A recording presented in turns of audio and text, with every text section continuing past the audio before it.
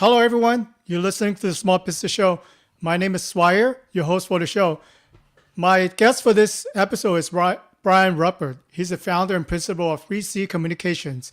Very excited to have this conversation with Bryan.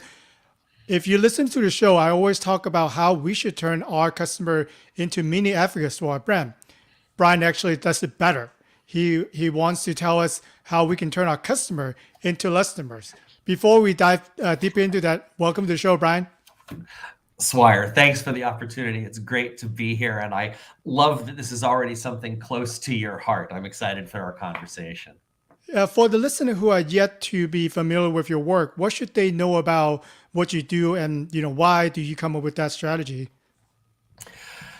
What they should know is that it comes from a deeply personal place of wanting to put more love into the world. As a professional inside of the corporations I worked for, I had the privilege of working with customers at Hewlett Packard Company. I worked with McKinsey and Company. I spent time at Microsoft running the company's executive briefing center and being a speechwriter who worked with the customer support organization.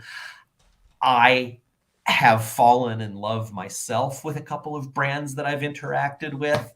And in my personal life, I spend a lot of time with some number of organizations trying to put more mindfulness and love into the world. So what someone should know about me as a starting point is I take this pretty seriously because I'm a hippie and I happen to have an MBA, and the thought of putting more love into the world and building profit. That's actually the name of the ebook that I just came out with, Love and Profit. If I can unite those two things, I feel like it helps everybody. Okay, so let's go right into it. We have many advocates, but we have Lustomers. Can you tell us about why do you decided to create one more step beyond, many advocates? I thought that was pretty great already, but obviously there was something else that we could have done more in customer service.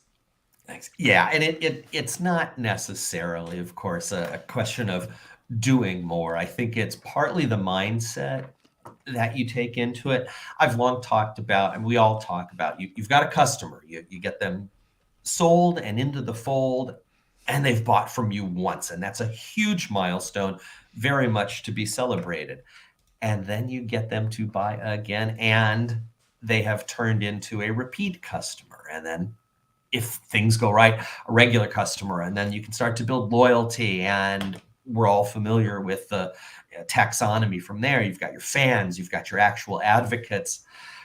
Lustomer takes it to a slightly different level, and it has the benefit of being a trademarkable term and something that's kind of cute and provocative.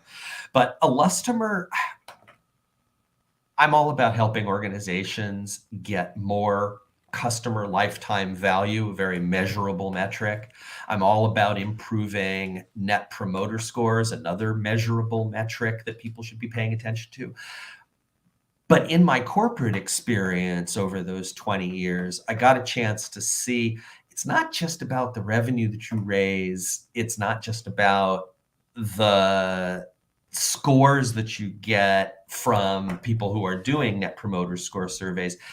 It becomes about what else can your customers, let's call them Lustomers when they reach this lofty height, what else can they do for you, and what can you do for them? How do you invest in them to make sure that they are as satisfied as they can be and that they're doing more for you to help you grow your business? References, referrals, all the things that lead to new opportunities coming your way.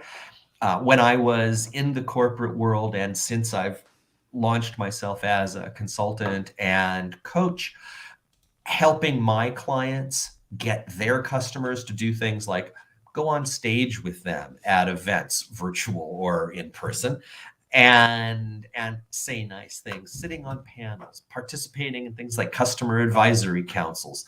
There's lots more that a customer who really likes you and wants you to be successful because they see how you play a role in their success. There's lots more that they can do. And that's really what separates the mere advocate, if you will, not that that's anything to be sneezed at, from the Lustomer. The Lustomer is the one who's going to put him or herself out there in order to help you grow your business too. It's funny that sometimes I do mention, I kind of asking my customer a question, right? So you spend all this money acquiring a customer. You do Google ads, you do, fancy marketing things to have them through the door. But I ask them, what are the process and how much money really do you spend on retaining the customer? A lot of time they just looked at me or they blanked out or they just flat out telling me it's $0. Is that something wrong? I'm just going and get more customers. So how would you respond to that? I think it's the mindset that some of us do know that we need to keep our customer at the end for a successful business to maintain its level of success. It's not how many new clients you gain, it's how many customers you're actually keeping. Well, and of course, it's not binary, is it? It's not one or the other. When I have the privilege of working with entrepreneurs and scaling companies, in general, they've spent a lot of time and energy figuring out how do we get our first customers in the door. And there's a time in every organization's life cycle when it's really all about getting your new customers, right? How do I get one more sale done through, call it a hunting process? And where I tend to get involved with earlier stage organizations, it's when they have that sort of head scratch moment of, I have a lot of customers suddenly, or I have a critical mass of customers suddenly. How do I keep them? Sometimes it's in reaction to something they see going wrong, too much churn in their customer base, too much lack of retention and too much back and forth thing.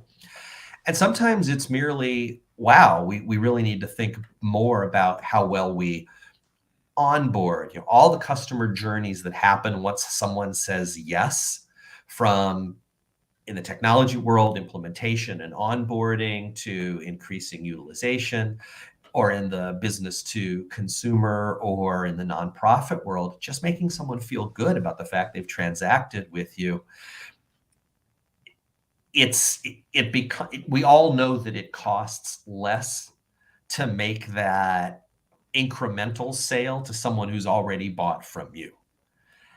So why wouldn't you, if you're a business owner, once you've got someone in the fold, why wouldn't you make a modest investment to keep them and keep them super happy and keep them so happy that they're willing to bring others to your doorstep instead of just investing in the hunting? At some point, you need the farmers as well as the hunters.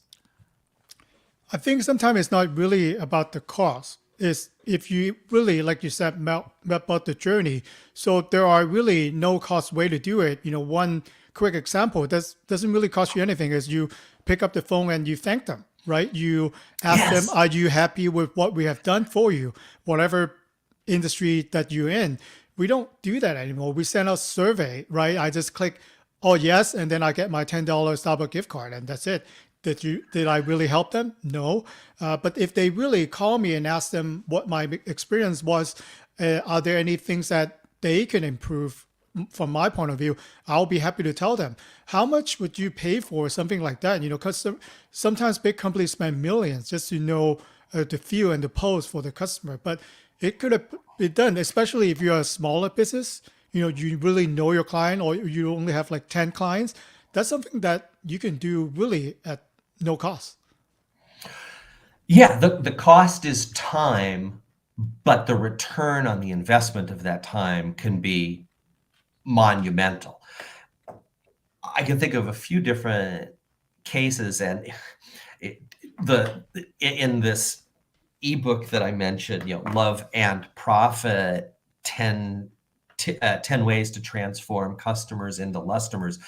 Tip number 10 that I always try to include in my public speaking is send a thank you note, right? It's that personal touch, just like a call.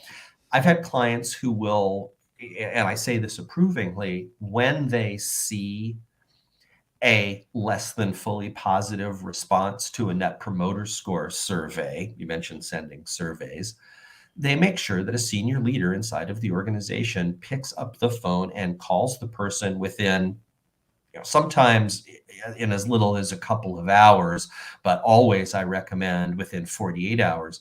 have someone senior pick up the phone, call the person who answered the survey with a low score and say, this concerns us and I'd like to work on it with you. Tell me what happened in that last engagement with us that made you give us a 6 or a 5 or what have you. That personal touch.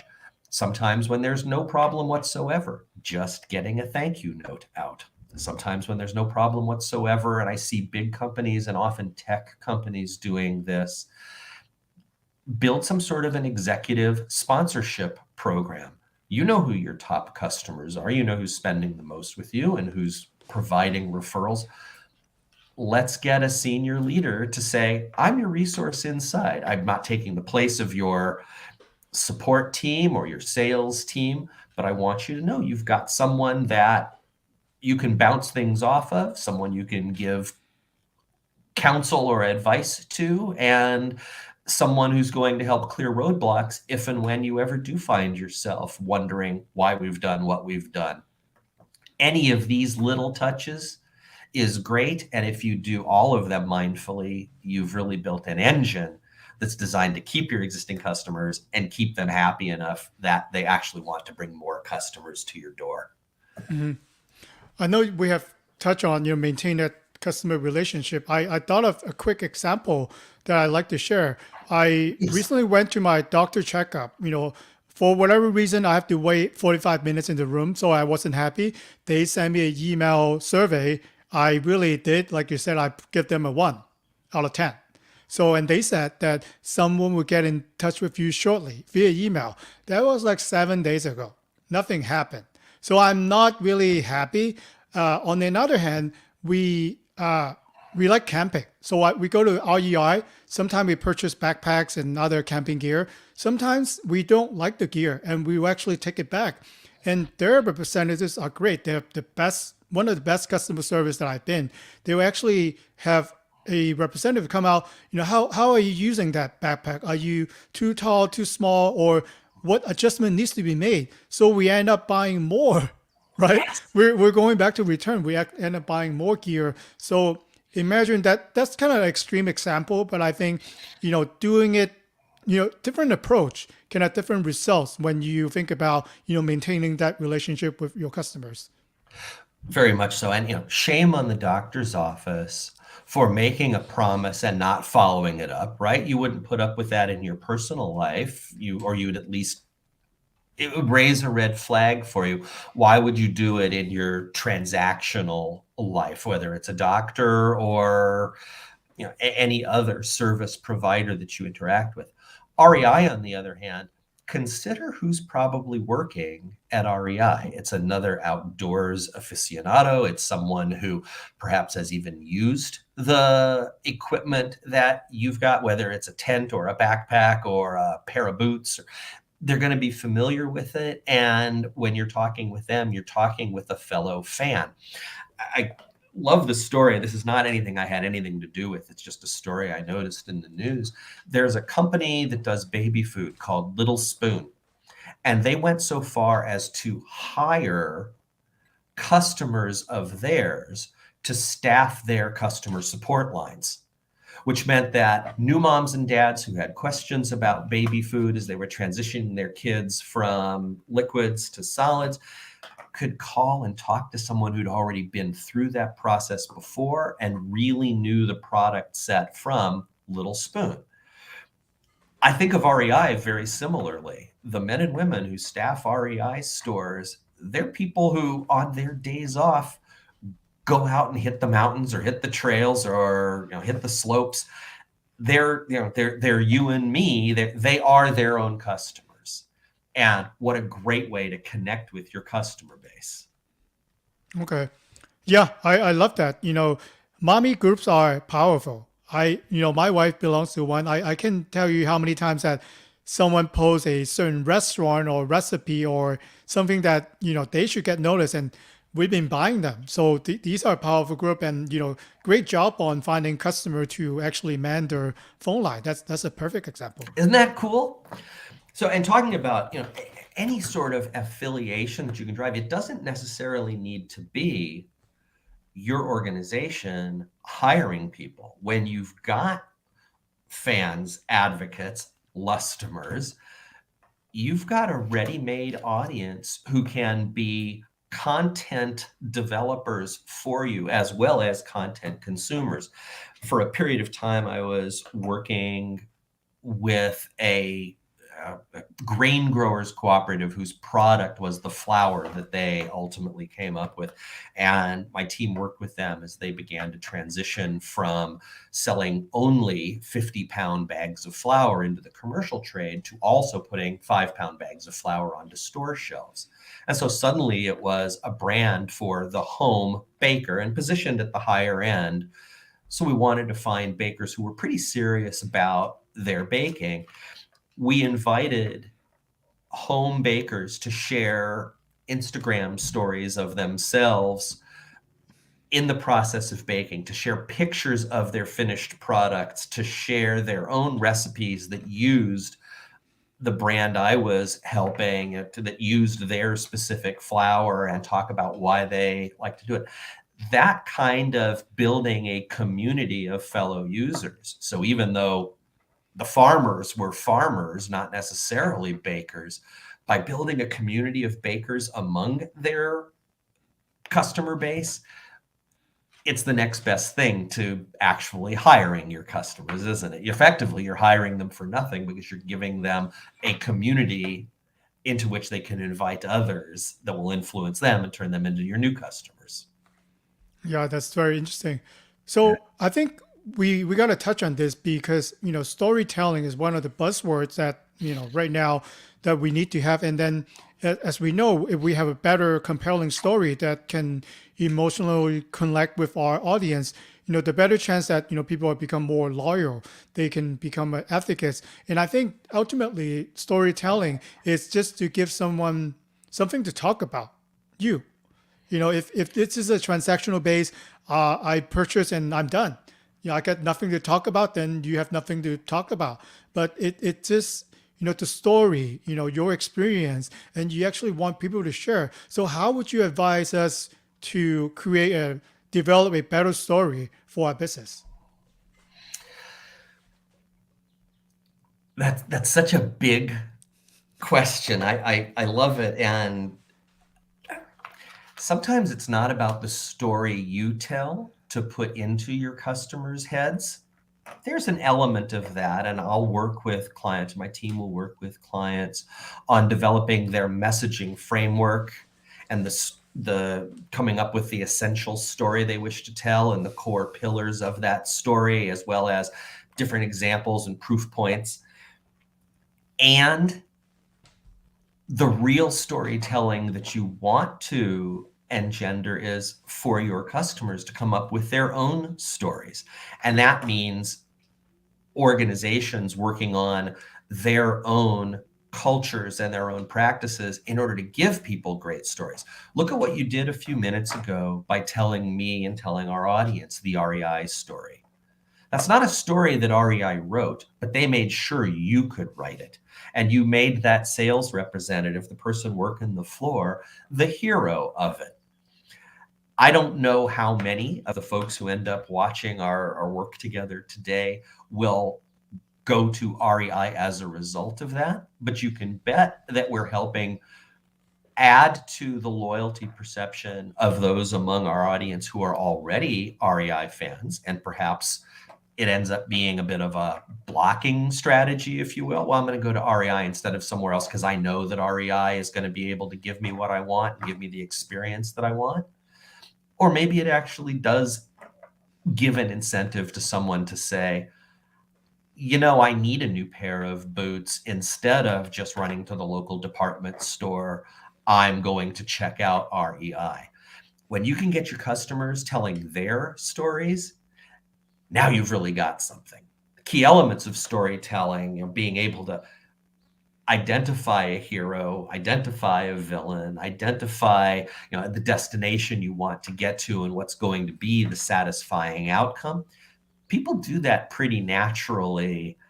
We just need to give our customers the opportunity to do that. And that means we can work on the cultures that we have and the processes that we have to make sure that every customer touch point of us goes smoothly and leaves people not just without complaint, but actually delighted. I think that's a good example that you use on me. For example, we all know that if we hire Dwayne Johnson, right, he has millions of followers, right? He could change millions of people. But Swire Ho only have 10 people that he could change. But then you bet I'm going to share my experience. If I know that a family or friend is looking for some camping gear, where I'm going to send them to, I might only invite 10 people. I might only have influence on 10 people, but that's 10. I'm one customer. What if you are a company that you could invite 10 people per customer? So much truth in that, Swire. I'm old enough that I remember, and now I'm not sure I'm going to remember the brand. It might have been Breck, the old shampoo commercials that ran in probably the 1970s.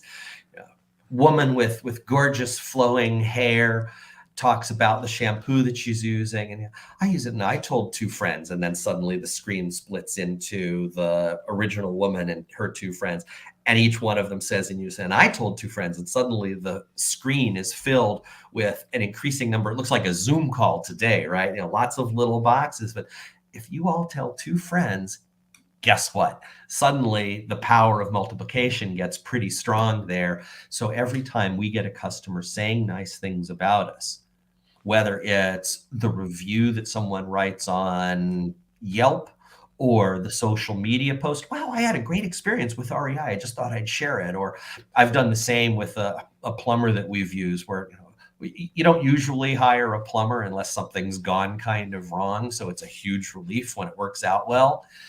We have a plumber in our neighborhood who has a few times bailed us out on relatively short notice. When you need a plumber, you need a plumber. And we've been pretty, what's the word I'm looking for, diligent about making sure that our friends and neighbors know that this is a plumber who always seems to come through for us.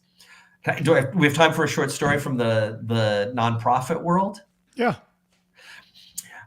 This makes me think, building an association in your audience's mind, call your audience your customers, or in the case of nonprofits, your donors, can be super powerful for activating that audience and inviting them to invite more into the fold.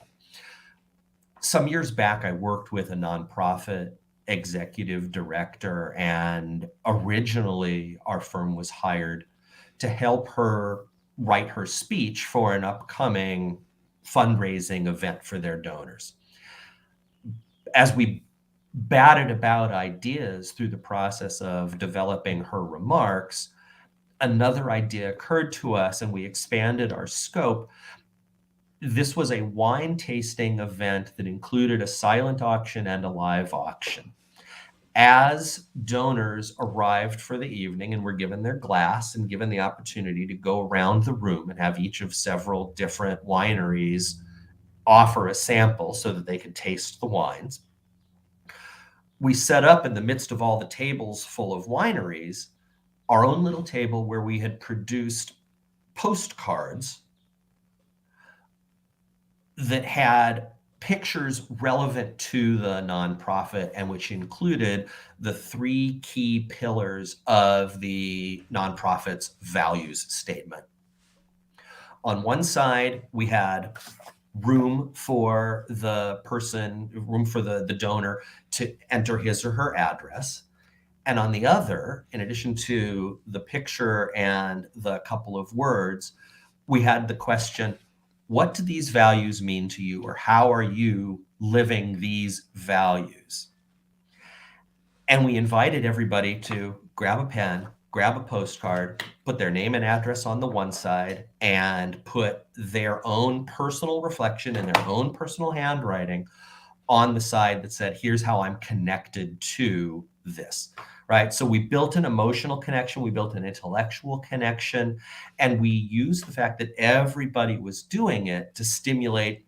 We used the fact that a lot of people were doing it to stimulate everybody to do it. And we took each postcard and put it personal statement side out onto a cork board. We offered an incentive for people to do it by saying later we'd have someone pick 3 cards at random to give away a large bottle of wine, a Magnum.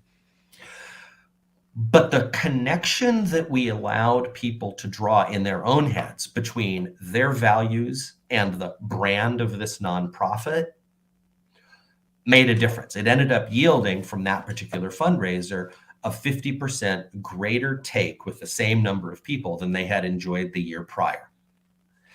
And it served the purpose of having the postcard be sent out 8 months later with a save the date for the next year's event as well. The connection that this made and the way it invited people to really think about their own soul and why this nonprofit and its work mattered to them, that's what leads to expanding your donor base by the time you say put together peer-to-peer events. Have you ever pledged a certain number of dollars to someone for every mile they were going to run for a charity, or every mile they were going to swim, or a lap they were going to swim for a charity, or something like that, or attended an event and made a donation because someone bought a table and invited you to take a spot at a luncheon or dinner? This encouraging in the nonprofit world peers to bring in peers and people to build an emotional connection. Same stuff applies in the corporate world. It's just you've got slightly different tactics and slightly different objectives. Anyway, I've gone on for a while there, but you can see the passion for this. And frankly, it's not that it's not that hard. It's just you need to be mindful about it, and you need to have the programs and the culture to support the activity. Yeah, you actually answer most of the questions that I'm about to ask you. I created a program to turn customer into Lustomer. I like that. I also want to mention that since the donor wrote down why they want to do that, it keeps them accountable. So you said that, right? You want to be accountable. So that's why you want to take action. And if they have remind them 8 months later, now we need you to get involved again because you said you wanted to do all this and this is how you would like to contribute. This is what matters to you. So I think it nice to remind people why they were there, why they needs to remember their story, because I'm sure that there are a lot of stories, a lot of experience that we have in our head, but just the right moment, especially, and I'm a parent, the right moment to say, don't do that, because if you do that and whatever happened or whatever story that comes to mind with certain restaurants, certain businesses, that's why we don't go to that business, because this happened before. You're right. This last statement you made, when someone is satisfied with you, when you've given someone a great experience, the surveys, the studies tell us that something like 80% of the time, someone who has a good experience with your brand is going to say something good to at least one person. And a third of the time, they're going to say something good to at least 5 people. And you want to get that multiplier effect, right? It's all that we're talking about here is how do you get one customer who we can call a Lustomer to enlarge your customer base by bringing in their friends or saying nice things about you or making it easier for your sellers to sell. But consider the flip side of that. When someone has a bad experience with your brand and your people, they will say something like over 90% of the time to at least one person. And whereas 33% of the time, they'll spread the word to 5 people if something good happens, 54% of the time, they'll say something to at least 5 people when something bad happens. So as if it weren't smart enough to try and build great customer, great donor relationships as a positive step, it's also a blocker against negative reactions, right? The fewer people who have bad experiences with you, the more you do to eliminate the possibility that something's going to go off the rails, the less you have to worry about somebody saying something unflattering to a greater percentage of their network than even they would have said if something had gone right. It's tough.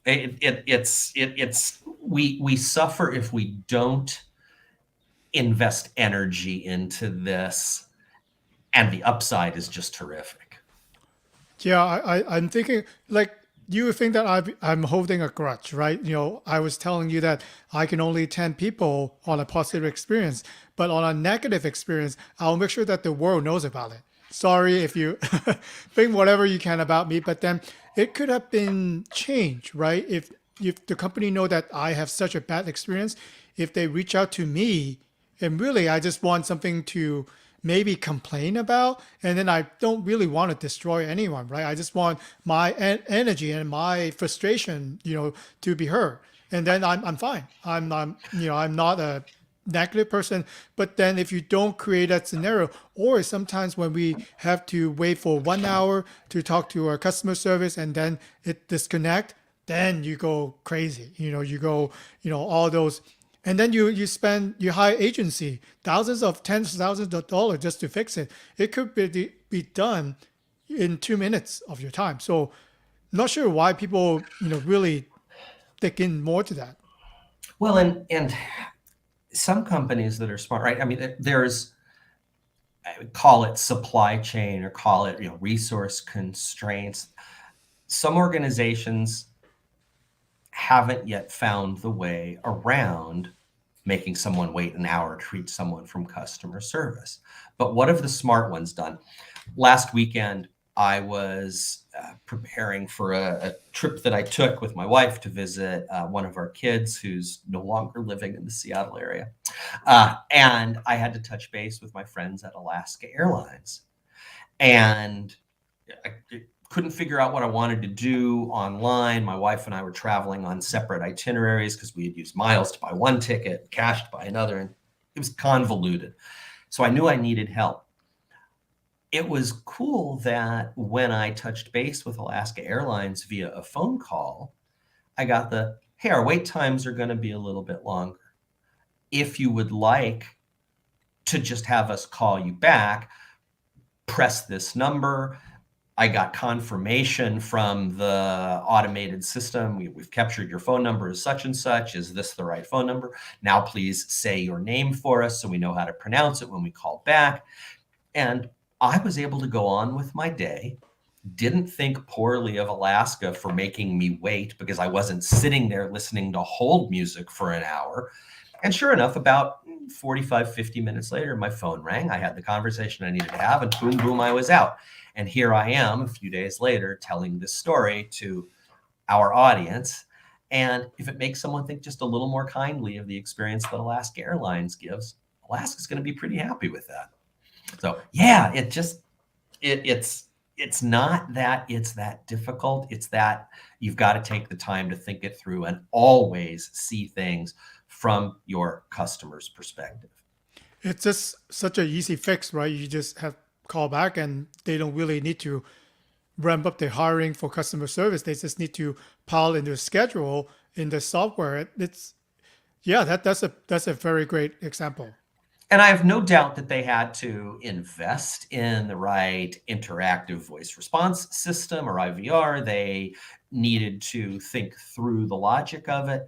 One of the things that my team and I love doing with our clients is helping them get the voice of their customer into their head more, because it often leads to very creative programs to help other customers when your best customers are telling you what life is like for them. In my corporate days, I spent some time at Microsoft, and I had the privilege of putting together customer and partner advisory groups where we had senior leaders from my Microsoft teams sit down for, in our case, a couple of days at a time in different geographies around the globe and say, you're our best customers or our best partners. Tell us what's going through your head. And it was a great opportunity for, say, our product leaders to come in and sit down with folks and say, this is where we're thinking about taking our product. These are the new features we're going to add. These are the new capabilities you're going to see. This is how the new screens are going to work. What do you think? And get that input from trusted folks who were invested themselves in our solutions working for them before we went broad, or before we started getting too deep into our product planning and product development phases. There's analogies for this in nearly any business. It's just a question of thinking about them creatively. And that's why I love what I do. I get to help folks think creatively about what can we do to make people happy, to put more love in the world. Because again, I'm a hippie who happens to have an MBA and can rock a sports coat instead of just tie-dye. So, Brian, if listeners have a specific question that want to reach out to you, what would be the best way? And can you tell us more about your ebook? Yes, happy to. Thank you. Yeah, the company that I started about 7 years ago is called 3C Communications, the number 3 and the letter C, because we're the customer connection company. And reach out to me directly, Bryan at Bryan with a Y, as you can see on my name there, Bryan at 3ccoms.com. But check out our website, 3ccoms.com. And yeah, the ebook, we're going to put the link to it into the show notes.